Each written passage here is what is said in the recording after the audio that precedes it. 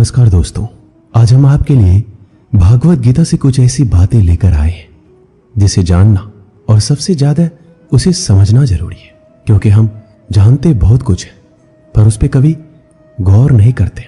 तो चलिए शुरू करते हैं आज का यह एपिसोड श्री कृष्ण के नाम के साथ। श्री कृष्ण भागवत गीता में कहते हैं, कोई भी काम अच्छा या बुरा सिर्फ उस काम को करने के पीछे के इरादे से निश्चित होता है। कोई भी काम अच्छा हो या बुरा वो केवल एक वजह से बनता है, और वो है उस काम को करने के पीछे आपका इरादा कैसा है। आप उस काम को करना क्यों चाहते हो? क्या आप उस काम को इसलिए कर रहे हैं जिससे आपका कोई स्वार्थ पूरा हो, या आप इसलिए कर रहे हैं कि किसी का भला हो जाए? काम भले ही एक हो, लेकिन उसका नतीजा इस बात पर निर्भर करता है कि आपका उद्देश्य सही है या बुरा है।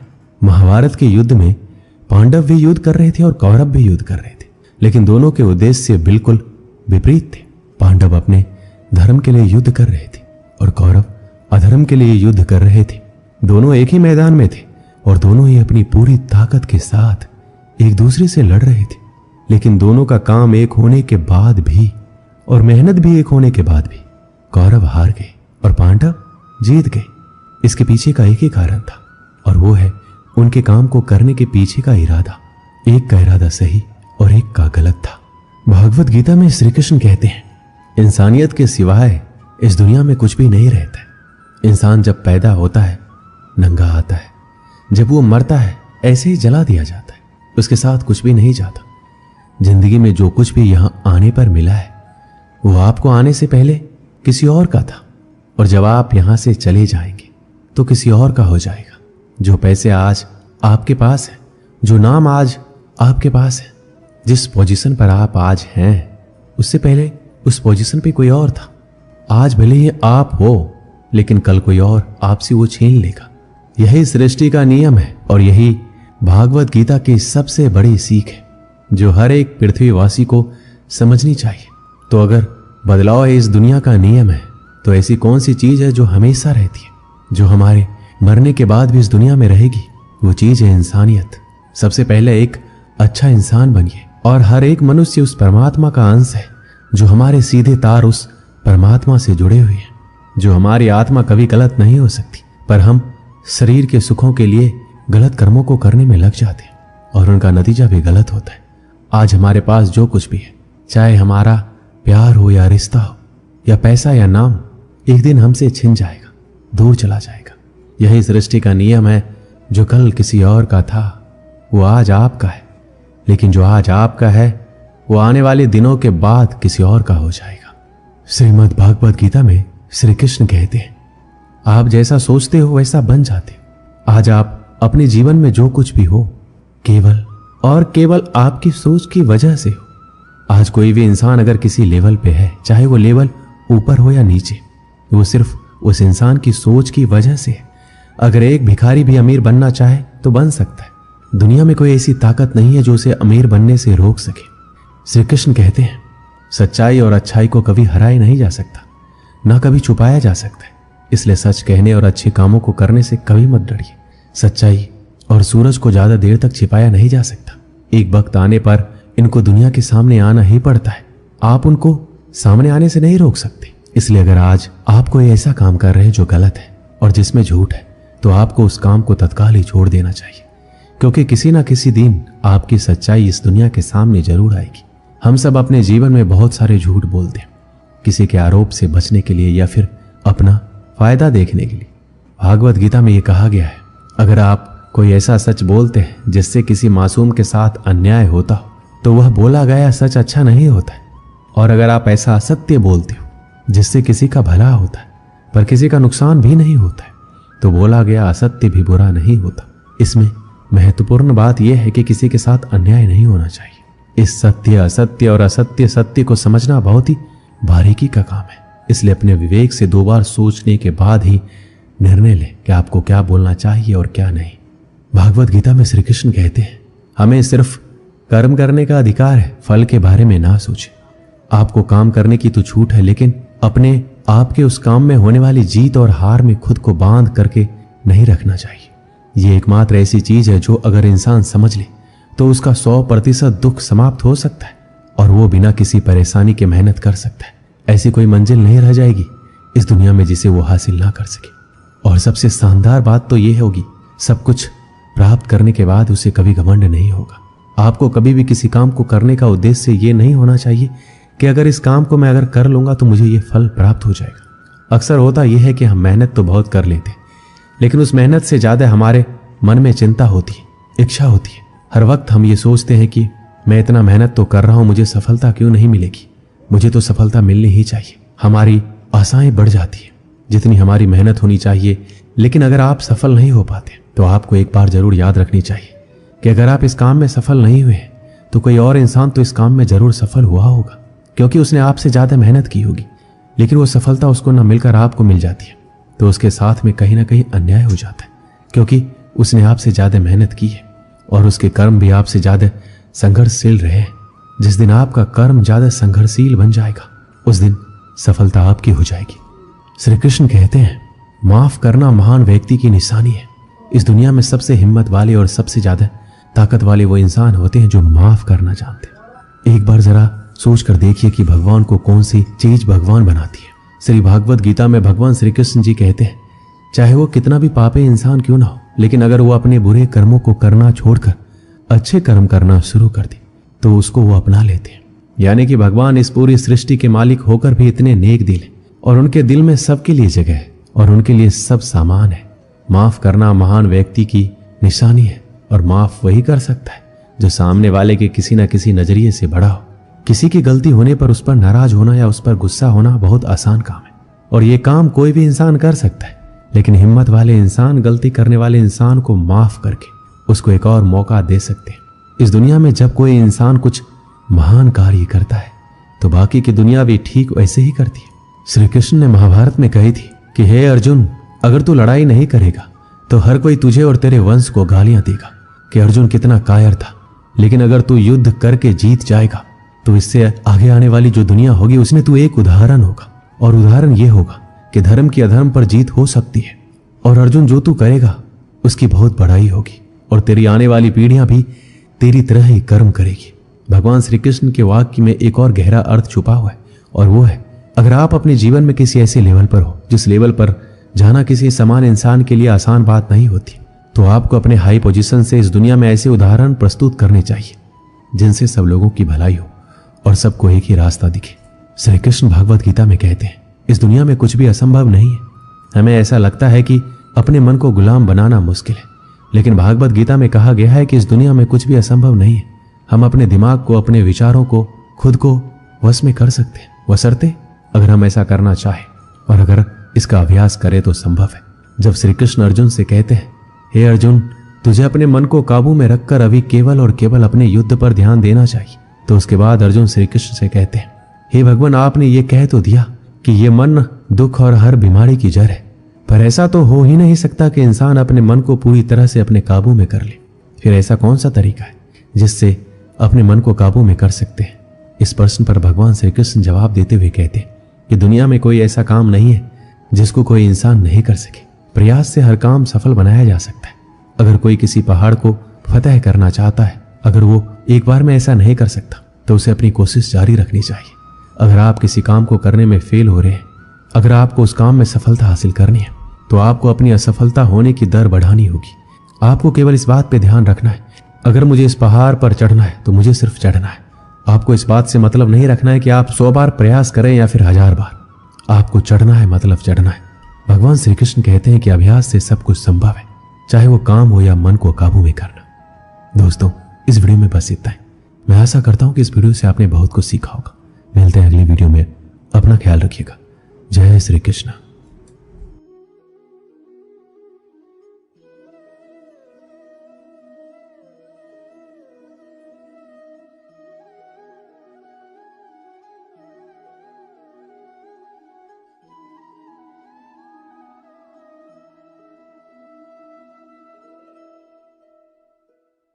कभी भी सफल नहीं हो सकता। जिसे अपने जीवन में ऐसो आराम प्यारा है, उसे मेहनत करना अच्छा नहीं लगता। भला हुआ व्यक्ति कैसे सफल हो सकता है? इसलिए अगर आप कोई काम करना चाहते हैं तो अभी से आलस्य त्याग दीजिए। किसी भी व्यक्ति के अपने जीवन में सफल ना होने का सबसे मुख्य कारण क्या होता है? खुद पर भरोसा ना होना। जीवन में वही व्यक्ति सफल होता है जिसे खुद पर भरोसा हो। जिस व्यक्ति को खुद पर भरोसा नहीं है वो कभी सफल नहीं हो सकता। एक बार दानवीर कर्ण ने भगवान श्री कृष्ण को अपनी व्यथा सुनाई और कहा, हे प्रभु, जब मैं पैदा हुआ तब मेरी मां ने मुझे त्याग दिया। इसमें मेरा क्या अपराध था? द्रोणाचार्य ने मुझे शिक्षा देने से मना कर दिया क्योंकि वो मुझे क्षत्रिय नहीं मानते थे। इसमें भी मेरा क्या अपराध? और द्रौपदी के स्वयंवर में मुझे अपमानित किया गया क्योंकि मैं महाराज परिवार का हिस्सा नहीं हूं। जवाब में श्री कृष्ण ने कहा, हे कर्ण, मेरा जन्म हुआ तब मैं कारागार में था और पैदा होते ही मेरी मृत्यु मेरा प्रतीक्षा कर रही थी। जिस रात मेरा जन्म हुआ उस रात मुझे मेरे माँ बाप से अलग होना पड़ा, जहां पहुंचकर मुझे हर वो काम करना पड़ा जो एक गरीब परिवार में करना पड़ता है। गायों का गोबर हाथ से उठाना। जब मैं चल नहीं सकता था तब मुझ पर प्राणघातक हमले किए गए। मुझे मारने की बार बार कोशिश की गई। ना मेरे पास बचपन में शिक्षा थी, ना ही महल था, ना कोई गुरुकुल था, ना कोई विशाल सेना थी, लेकिन तब भी मेरे मामा मुझे उनका सबसे बड़ा शत्रु मानते थे। मेरा भी जीवन कई चुनौतियों से गुजरा है। ये बात इतना महत्वपूर्ण नहीं है कि जीवन में कितनी बार अपमानित होना पड़ रहा है, पर यह महत्वपूर्ण है कि आप उस अपमान का जवाब कैसे दे रहे हैं। आपके पास ज्ञान है जिसका आप इस्तेमाल कर पा रहे हैं और इन सब चुनौतियों को पार करके कैसे आगे बढ़ते हैं। ये बात सबसे अधिक महत्वपूर्ण है। सब कुछ किताबों से ही सीखने को नहीं मिलता। कुछ मतलबी लोगों से भी बहुत कुछ सीखने को मिलता है। गलती उसी से होती है जो मेहनत से काम करता है। निकम्मों की जिंदगी तो दूसरों की बुराई खोजने में खत्म हो जाती है। इज्जत इंसान की नहीं होती, जरूरत की होती है। जरूरत खत्म, इज्जत खत्म। आज के जमाने में सुखी होना है तो स्वार्थी बनना पड़ेगा। ये हम नहीं, इस युग की सत्य हकीकत है जो हमारे जज्बातों की कदर नहीं कर सकते। उनके पीछे पागल होना प्यार नहीं, बेवकूफ़ी है। हवाएं अगर मौसम का रुख बदल सकती है तो दुआएं भी मुसीबत का पल जरूर बदल सकती है। जो दिल में है उसे कहने की हिम्मत रखो, जो दूसरों के दिल में है उसे समझने की समझ रखो। रिश्ते कभी नहीं टूटेंगे। अपनी लगन, धैर्य, हिम्मत और सकारात्मक विचारों के सहारे इंसान अनेक विकट परिस्थितियों में भी सफलतापूर्वक बाहर आ सकता है। यह एक निश्चित बात है कि आप काम खत्म नहीं कर सकते अगर आप काम शुरू ही नहीं करेंगे तो। किसी भी काम का सबसे कठिन हिस्सा काम को शुरू करना होता है। कभी हार मत मानो। आज कठिन है, कल बदतर होगा, लेकिन कल के दिन का बाद सुनहरा होगा। अगर इंसान में कुछ करने की इच्छा हो तो दुनिया में कुछ असंभव नहीं है। जहां दूसरों को समझना मुश्किल हो जाए वहां खुद को समझ लेना ही बेहतर है। बदन है मिट्टी की, सांसें सारी उधार है। घमंड भी है तो किस बात का, यहां तो हम सब किराएदार हैं। परेशानियां जिंदगी का हिस्सा है। जिसने अपनी परेशानियों पर कदम रखा है वह जीत गया है, और जिसने अपनी परेशानियों को सर पर सवार कर लिया है वो लुट गया है। सही रास्ते पे चलना जरा मुश्किल है, पर उस रास्ते पर आपको कोई गिरा नहीं सकता। गिरते गिरते ही बच्चा चलने लगता है। डूबते डूबते ही इंसान तैरना सीख जाता है। चोट से घबराकर कभी पीछे मत हटना, क्योंकि चोट खाकर ये इंसान संभलने लगता है। असफलताओं पर लाखों ताने आएंगे, परंतु निराश मत होना, क्योंकि ये वही समय है जिसे आप पहचान जाएंगे। मां के बाद सिर्फ हिम्मत मनुष्य का साथ देती है, जो मनुष्य को कभी हारने नहीं देती। कुदरत ने हम सबको हीरा ही बनाया है, बस शर्त यह है जो घिसेगा वही चमकेगा। सब कुछ किताबों से ही सीखने को नहीं मिलता, कुछ मतलबी लोगों से भी बहुत कुछ सीखने को मिलता है। कभी भी किसी जरूरतमंद को अपनी चौखट पर जलील मत कीजिए, क्योंकि ऊपर वाला कटोरा बदलने में देर नहीं करता। आज रास्ता बना लिया है, कल मंजिलें भी जरूर मिलेगी। हौसलों से भरी ये कशिश एक दिन जरूर रंग लाएगी। इस संसार में कुछ भी स्थिर नहीं है, ना समय, ना प्रेम, ना घृणा, ना ही संबंध। कोई आपको ना समझे तो चिंता मत करना, क्योंकि अच्छे लोग और अच्छी किताबें हर किसी को समझ में नहीं आती। मित्रता कोई स्वार्थ नहीं बल्कि एक विश्वास है, जहां सुख में हंसी मजाक से लेकर संकट में साथ देने की जिम्मेदारी होती है। यहां झूठे वादे नहीं बल्कि सच्ची कोशिश की जाती है। सच्ची बात बोलने वाला और सही राह पर चलने वाला इंसान हमेशा दुनिया को कड़वा लगता है। प्रशंसा चाहे जितना भी करो, लेकिन अपमान बहुत सोच समझकर करना चाहिए। लगन छोटा सा शब्द है, जिसे लग जाती है उसका जीवन बदल जाता है। जब रिश्ते रुलाने लगे तो उसे नजरअंदाज करना सीखो, जिंदगी बहुत आसान हो जाएगी। दुख आने से पहले ही दुखी होने वाला व्यक्ति आवश्यकता से अधिक दुख भोगता है। असफलताएं जीवन का एक हिस्सा है।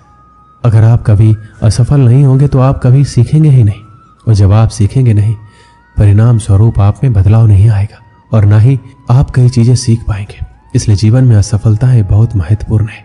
वक्त से लड़कर जो नसीब बदल दे, इंसान वही जो तकदीर बदल दे। कल क्या होगा कभी मत सोचो, क्या पता कल खुद अपनी तस्वीर बदल दे। श्री कृष्ण कहते हैं इंसान के बर्बाद होने के 5 कारण हैं: नींद, गुस्सा, डर, थकान और काम टालने की आदत। सफलता खुशी की चाबी नहीं है, खुशी सफलता की चाबी है।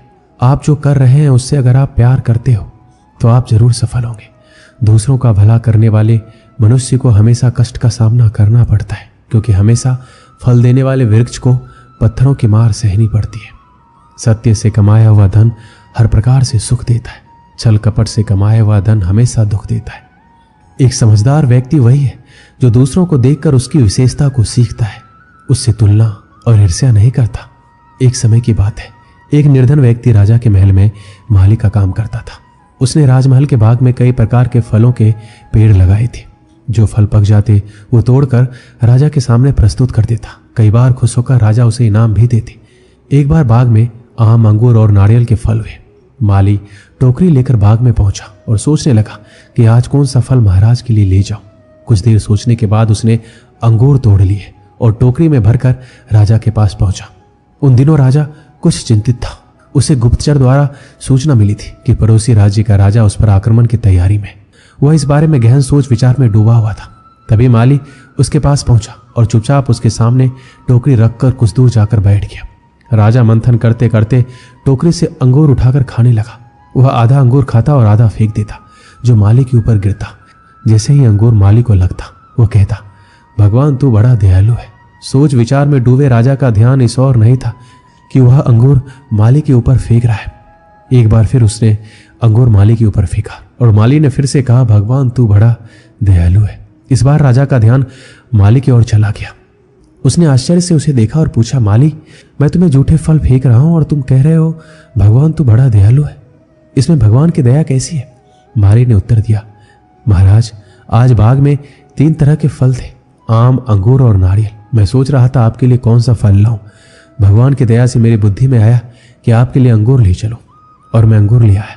यदि मैं आम और नारियल ले आता तो सोचिए मेरा क्या हाल होता। इसलिए मैं कह रहा हूं कि भगवान बड़ा दयालु है। राजा माली का उत्तर सोचने लगा कि वह व्यर्थ में चिंतित है। भगवान की दया से उसे समय रहते पड़ोसी राज्य के राजा के पहले से ही हुई योजना का पता चल गया है। इससे उसे अपने राज्य की रक्षा की तैयारी का पर्याप्त समय मिल गया है। उसने भगवान को धन्यवाद दिया और राज्य की रक्षा की तैयारी में जुट गया। जब युद्ध हुआ तो उसमें उसकी विजय हुई और उसने अपना राज्य बचा लिया। इस कहानी से हमें क्या सीख मिलती है? समय का चक्र ऐसा ही है, कभी अच्छा समय आएगा तो कभी बुरा। अच्छे समय में हम भगवान को धन्यवाद देना भूल जाते हैं और बुरे समय में शिकायत करने लग जाते हैं, जबकि आवश्यकता है अच्छे समय के लिए हम भगवान का धन्यवाद करें और बुरे समय के लिए आभार व्यक्त करें कि हमें हर परिस्थितियों का सामना करने के लिए ही वह हमारे सामने वो परिस्थितियां उत्पन्न की है। छोटी छोटी परेशानियों का सामना करके हम बड़े मुसीबतों का सामना करने योग्य बन पाएंगे। इसलिए जीवन में आने वाली छोटी छोटी समस्याओं से घबराएं नहीं, सकारात्मक रहकर समस्या के निवारण के बारे में चिंतन करें, योजना बनाएं और निवारण में जुट जाएं। बुरी परिस्थितियां आपकी दृढ़ता की परीक्षा है। ऐसे समय में टूटे नहीं, ये साबित कर दें कि आप हर परिस्थितियों का सामना कर सकते हैं, उससे उबर सकते हैं और जीवन में आगे बढ़ सकते हैं। जीवन की उबड़ खाबड़ डगर पर चलकर ही आप दृढ़ और मजबूत इंसान के तौर पर खड़े।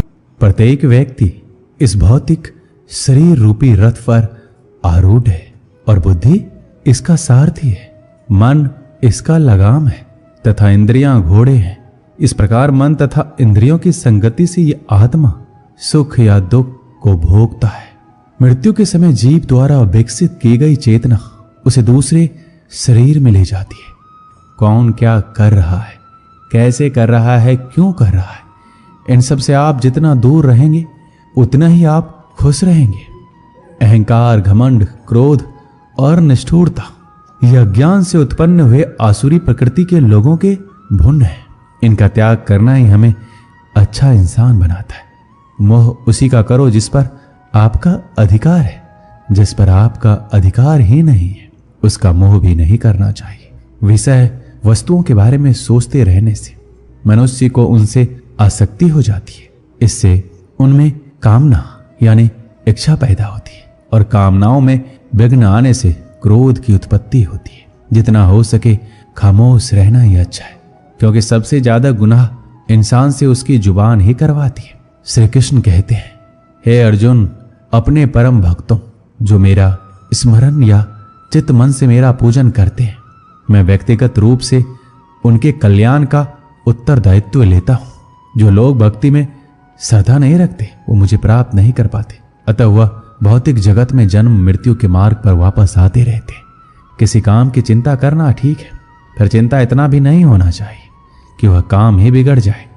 अच्छी नीयत से किया गया काम कभी व्यर्थ नहीं जाता और उसका फल आपको जरूर मिलता है। मैं किसी का भाग्य नहीं बनाता, हर कोई अपना भाग्य खुद बनाता है। आप जो भी कर्म कर रहे हो उसका फल आपको कल प्राप्त होगा, और आज जो आपका भाग्य है वह आपके द्वारा पहले किए गए कर्मों का फल है। तुम्हें सिर्फ अपने कर्म करने का अधिकार है, किंतु कर्म के फलों के तुम अधिकारी नहीं हो। तुम ना तो कभी अपने आप को अपने कर्मों के फलों का कारण मानो, ना ही कर्म ना करने में कभी आसक्त हो जाओ। सही कर्म वो नहीं है जिसके परिणाम हमेशा सही हो, अपितु सही कर्म वो है जिसका उद्देश्य कभी गलत ना हो। पूर्णता के साथ कभी किसी और के जीवन की नकल करके जीने की तुलना में अपने आप को पहचान कर अपूर्ण रूप से जीना बेहतर है। जब भविष्य धुंधला पड़ने लग जाता है तब आपको अपने वर्तमान में ध्यान केंद्रित करने की आवश्यकता है। कोशिश कर, हल निकलेगा, आज नहीं तो कल निकलेगा। जीवन की सबसे बड़ी गलती वही होती है जिस गलती से हम कुछ सीख नहीं पाते हैं। जब हमारा दिमाग यानी कि मन कमजोर होता है तो परिस्थितियां समस्या बन जाती है, लेकिन जब मन स्थिर होता है तब परिस्थितियां चुनौती बन जाती है। जब हमारा मन मजबूत होता है तो परिस्थितियां अवसर बन जाती है। मनुष्य की मानवता उसी वक्त नष्ट हो जाती है जब उसे दूसरों के दुख पर हंसी आने लगती है। समय यही सिखाता है कि जिंदगी किसी का इंतजार नहीं करती, ना ही किसी के लिए रुक सकती है। मनुष्य को अपने कर्मों के संभावित परिणामों से प्राप्त होने वाली विजय या पराजय, लाभ या हानि, प्रसन्नता या दुख इत्यादि के बारे में सोचकर चिंता से ग्रसित नहीं होना चाहिए। यदि आप अपनी गलतियों से कुछ सीखते हो तो गलतियां सीढ़ियां हैं, और नहीं सीखते हैं तो गलतियां सागर है। निर्णय आपका है, चढ़ना है या डूबना है। समस्या इतनी ताकतवर नहीं होती कि जितना हम उन्हें मान लेते। कभी सुना है कि अंधेरे ने सुबह को होने ही नहीं दिया। गलतियां ढूंढना गलत नहीं है, बस शुरुआत खुद से होनी चाहिए। जरूरी नहीं हर बार आपके शब्दों को सही समझा जाए, इसलिए कभी कभी चुप रहना ही ज्यादा बेहतर होता है। जो जितना अधिक शांत होता है वो उतना ही गहराई से अपनी बुद्धि का प्रयोग कर सकता है। सबसे समझदार और स्थिर बुद्धि वाला व्यक्ति वही है जो सफलता मिलने पर अहंकार में नहीं जाता और विफलता में गम में नहीं डूबता।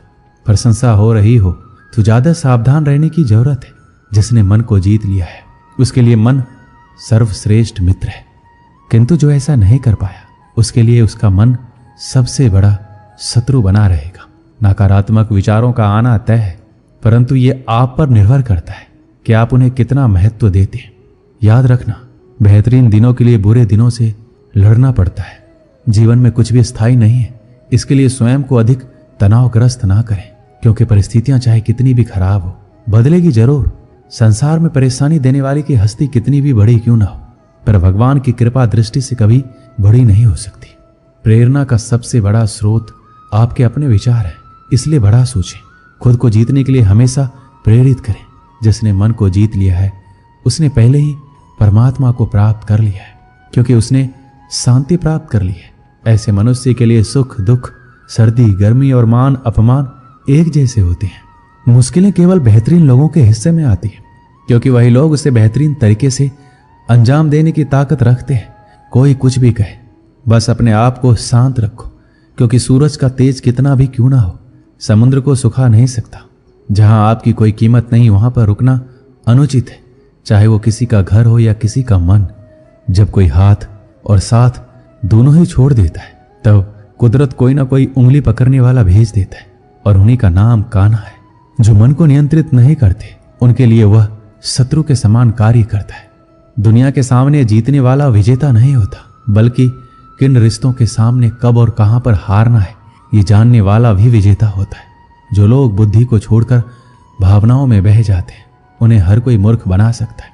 जैसे जल में तैरती नाव को तूफान उसे अपने लक्ष्य से दूर ले जाता है, ठीक वैसे ही इंद्रिय सुख मनुष्य को गलत रास्ते की ओर ले जाता है। आपका विश्वास एक पर्वत को भी खिसका सकता है, लेकिन आपके मन का संदेह दूसरा पर्वत खड़ा कर सकता है। हमारा खुद पर विश्वास होना बहुत ही जरूरी है, क्योंकि हम अपने रास्ते पर खुद चलते हैं। वक्त कभी भी एक जैसा नहीं रहता।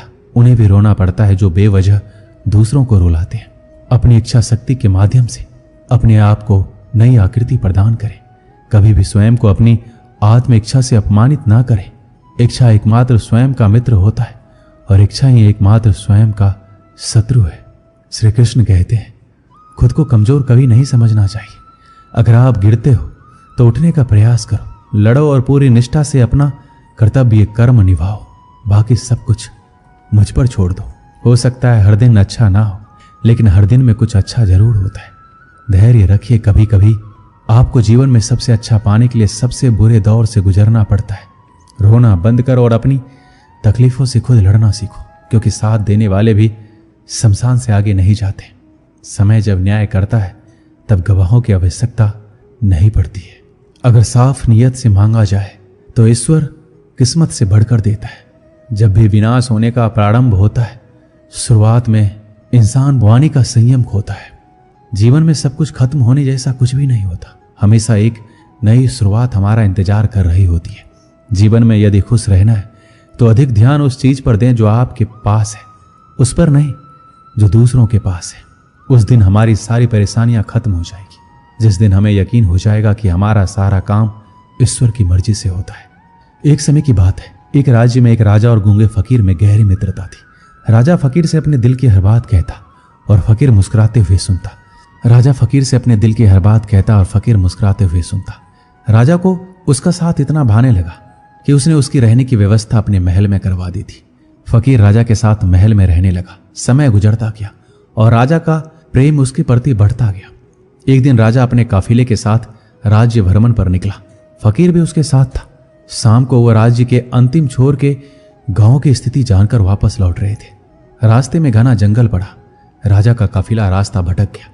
राजा ने अपने सारे सैनिकों को रास्ता ढूंढने के लिए चारों दिशाओं में भेज दिया और खुद फकीर के साथ एक पेड़ के नीचे सुस्ताने लगा।